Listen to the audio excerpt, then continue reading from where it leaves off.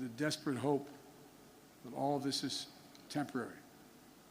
Apprehension that they may be perhaps forever away from their homes.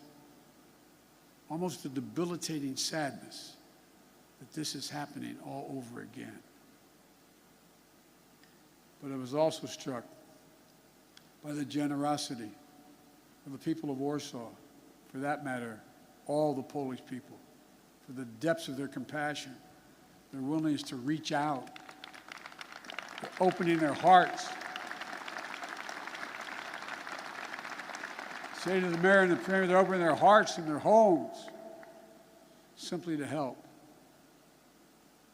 I also want to thank my friend, the great American chef, Jose Andres, and his team for help feeding those who are yearning to be free. But helping these refugees is not something Poland or any other nation should carry alone. All the world democracies have a responsibility to help, all of them. And the people of Ukraine can count on the United States to meet its responsibility. I've announced 2 days ago we will welcome 100,000 Ukrainian refugees. We already have 8,000 a week coming to the United States of other nationalities.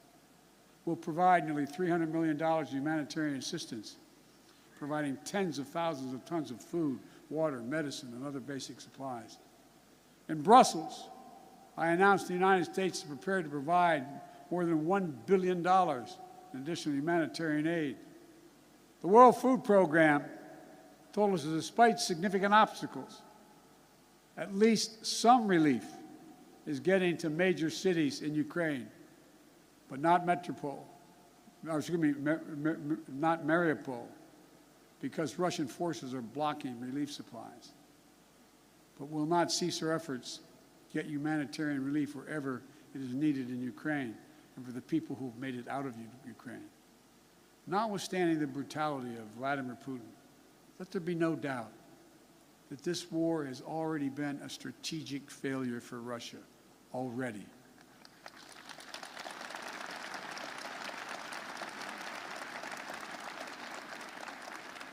Having lost children myself, I know that's no solace to the people who've lost family. But he, Putin, thought Ukrainians would roll over and not fight. Not much of a student of history. Instead, Russian forces have met their match with brave and stiff Ukrainian resistance. Rather than breaking Ukrainian resolve, Russia's brutal tactics have strengthened the resolve. Rather than driving NATO apart, the West is now stronger and more united than it has ever been. Russia wanted less of a NATO presence on his border, but now he has a stronger presence, a larger presence, with over 100,000 American troops here, along with all the other members of NATO. In fact, Russia has managed to cause something I'm sure he never intended. The democracies of the world are revitalized with purpose and unity found in months that we'd once taken years to accomplish. It's not only Russia's actions in Ukraine that are reminding us of democracy's blessing. It's our own country, his own country, the Kremlin. It's jailing protesters. 200,000 people have allegedly already left. There's a brain drain leaving Russia, shutting down independent news. State media is all propaganda, blocking the image of civilian targets, mass graves, starvation tactics of the Russian forces in Ukraine. Is it any wonder, as I said, that 200,000 Russians have all left their country in 1 month? A remarkable brain drain in such a short period of time. Which brings me to my message to the Russian people. I've worked with Russian leaders for decades. I sat across the negotiating table going all the way back to Soviet Premier Alexei Kosygin to talk arms control at the height of the Cold War. I've always spoken directly and honestly to you, the Russian people. Let me say this if you're able to listen. You, the Russian people, are not our enemy. I refuse to believe that you welcome the killing of innocent children and grandparents, or that you accept hospitals, schools, maternity wards, and for God's sake, being pummeled with Russian missiles and bombs, or cities being surrounded so that civilians cannot flee, supplies cut off, and attempting to starve Ukrainians into submissions. Millions of families are being driven from their homes, including half of all Ukraine's children. These are not the actions of a great nation. Of all people, you, the Russian people, as well as all people across Europe, still have the memory of being in a similar situation in the late 30s and 40s. Situation of World War II, still fresh in the minds of many grandparents in the region. Whatever your generation experienced, whether it experienced the siege of Leningrad or heard about it from your parents and grandparents, train stations overflowing with terrified families fleeing their homes, nights sheltering in basements and cellars, mornings sitting through the rubble in your homes.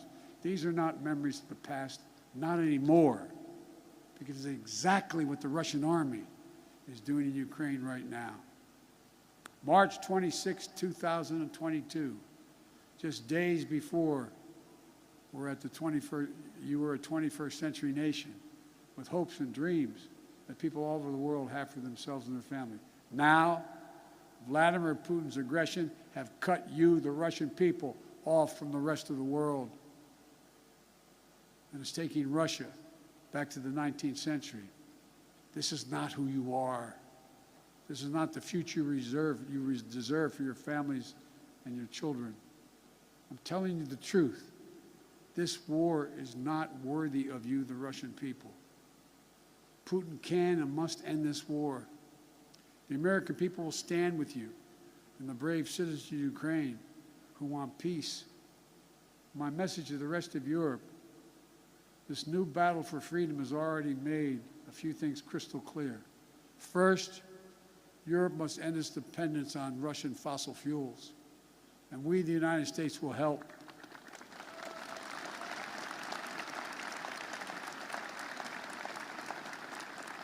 That's why just yesterday in Brussels, I announced a plan with the President of the European Commission to get Europe through the immediate energy crisis. Over the long term, as a matter of economic security and national security for the survivability of the planet, we all need to move as quickly as possible to clean, renewable energy. And we'll work together to help get that done so that the days of any nation being subject to the whims of a tyrant for its energy needs are over. They must end. They must end. And second, we have to fight the corruption coming from the Kremlin to give the Russian people a fair chance. And finally, most urgently, we maintain absolute unity. We must among the world's democracies. It's not enough to speak with rhetorical flourish of ennobling words of democracy, of freedom, equality, and liberty.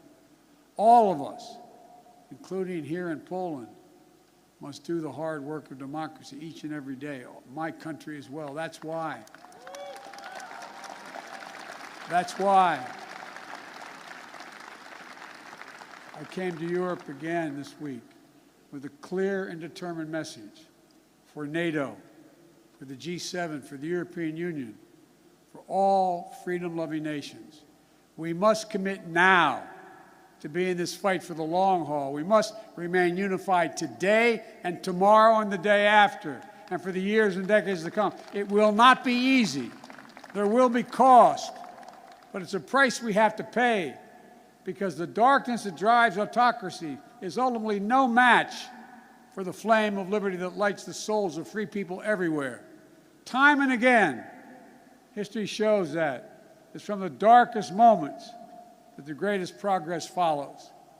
And history shows this is the task of our time, the task of this generation.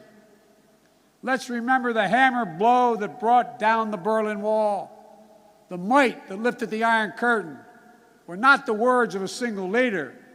It was the people of Europe who for decades fought to free themselves. Their sheer bravery opened the border between Austria and Hungary for the pan-European picnic. They joined hands for the Baltic Way. They stood for solidarity here in Poland. And together, it was an unmistakable and undeniable force of the people that the Soviet Union could not withstand. And we're seeing it once again today with the brave Ukrainian people showing that the power of many is greater than the will of any one dictator.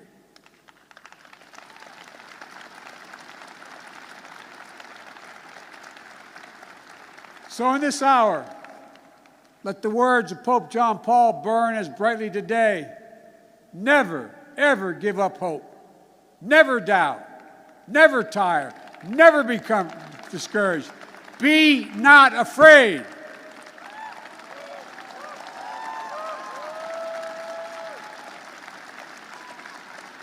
A dictator bent on rebuilding an empire will never erase a people's love for liberty.